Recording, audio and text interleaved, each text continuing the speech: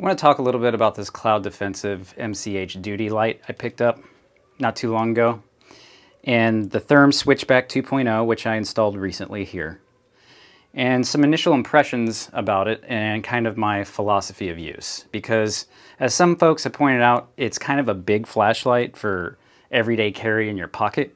I didn't necessarily buy it for that, and there's a particular philosophy of use that I did buy it for, and we're going to go into that. But first, I want to tell you about my initial impressions of the light, which are mostly good. Really, it's all good. It's just a very basic light, very well-built light. It's sealed well. When I took off the front part and the tail cap, it was nicely lubricated on the threads. It's got some good O-rings on there. My initial impressions are it's a great light. The light output's great, all the things, right? So there's that. But I want to talk about this Therm Switchback because I had mixed feelings about this initially. The first thing was the installation didn't go so smooth. So to install this, you have to take off the tail cap, of course, and it comes with a factory clip. This is the factory clip that it comes with. And you take out the tail cap, and there's an O-ring at the base, and there's an O-ring in the middle. And you have to take that O-ring in the middle off to take the factory clip off. Well, we went through that, and then we went to install it, and you have to put that middle O-ring back on, and it binded up and came out down here.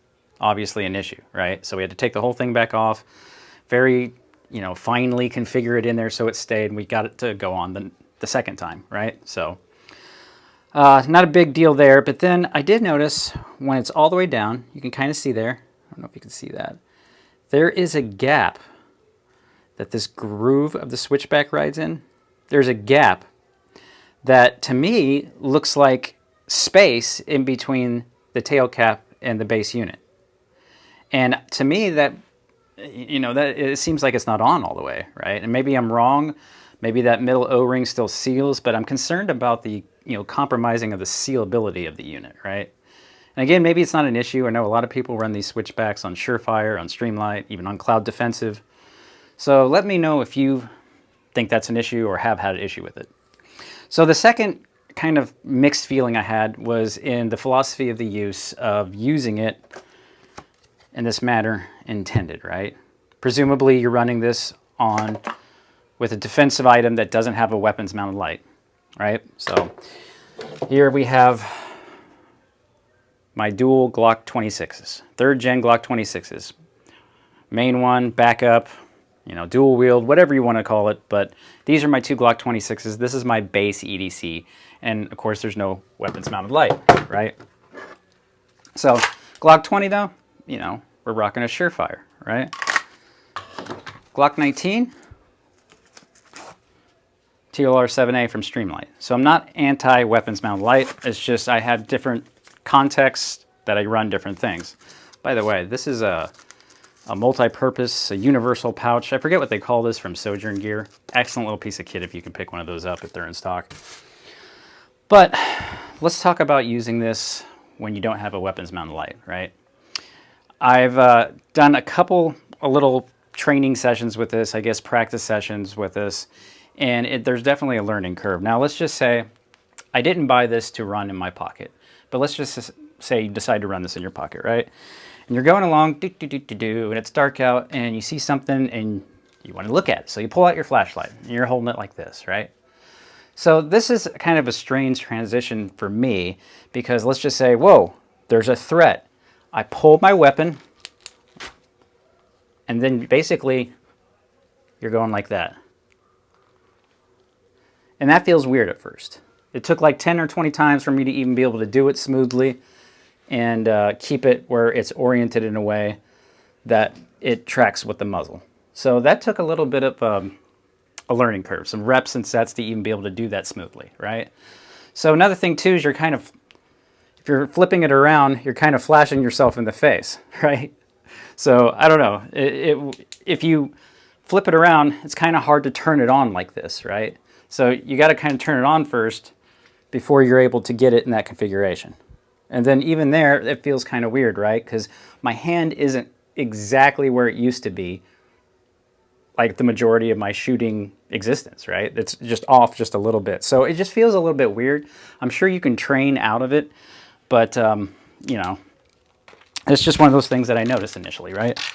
Which, by the way, this is a obviously a trainer and a leather Glock 19 holster that I usually carry my Glock 26 in, because my actual Glock 19 won't fit because it's got that hollow sun on it. So that's just my initial impression on that. The actual usage of it, I mean, the flipping it around and then the holding it on your gun, it just seems a little strange at first, but of course, you know, anything new is going to feel a little out of sequence. So, but my philosophy of use on this, though, and the reason why I wanted this as with the therm switchback configuration is really, for me, this is more of well, obviously it's a duty light, but you know, I'm not on duty per se, but I have different contexts where I might want to have a larger flashlight. And I have some frame of reference here. I carried one of these for years at work. This was a work issued flashlight. Of course, it comes yellow. I painted it OD green back in like 2015 or 16 or something, because I had like 10 of these. Again, I could get these out of a machine at work, like a vending machine, like you get snacks or drinks, right?